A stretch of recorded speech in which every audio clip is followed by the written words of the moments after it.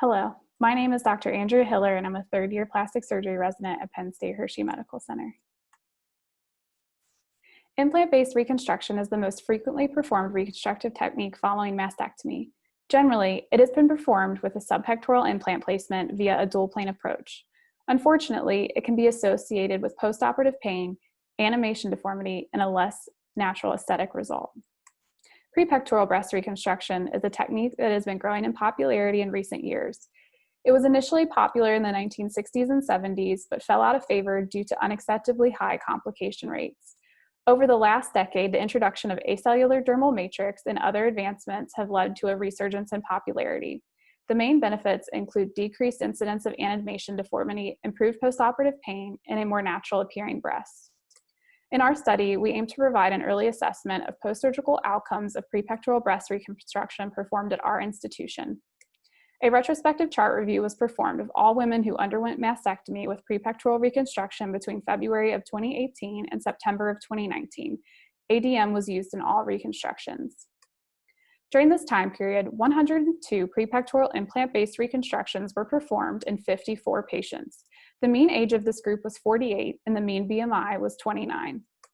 Mastectomies were performed by 5 different breast surgeons and reconstructions were performed by 4 different plastic surgeons.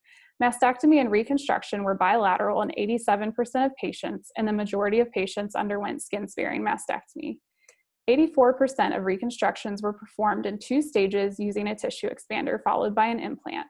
There were 12 patients who underwent direct-to-implant reconstruction. Intraoperatively, tissue expanders were filled with an average volume of 236 cc's. The average implant size used was 573 cc's. The majority of tissue expanders were filled with saline, but 2 were filled with air. In regards to neoadjuvant and adjuvant therapy, 44% of patients underwent chemotherapy and 22% of patients received radiation therapy. All 12 patients who received radiation therapy were treated postoperatively. Of the 54 patients included in the study, 38 patients had a post-surgical complication. The most common complications were seroma, exposure of implant, and infection. A minor infection was defined as an infection requiring oral antibiotics, and a major infection was defined as an infection requiring readmission to the hospital or return to the operating room. 31 implants had to be explanted.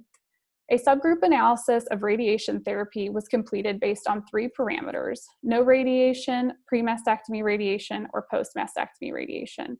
12 patients underwent radiation therapy and 42 did not. The incidence of infection and seroma in the radiated and non-radiated groups were similar. Explantation rates were higher for radiated breasts. A subgroup analysis was also performed, comparing patients with a BMI greater than and less than 30.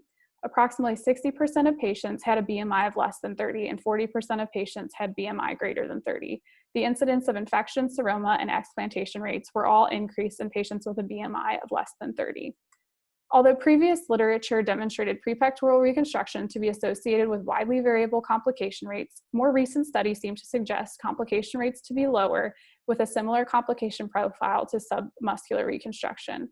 Our data suggests that pre-pectoral breast reconstruction is not without risk. Larger comparative studies and outcomes reporting are needed to further develop appropriate indications and patient selection criteria for performing pre-pectoral breast reconstruction. Thank you.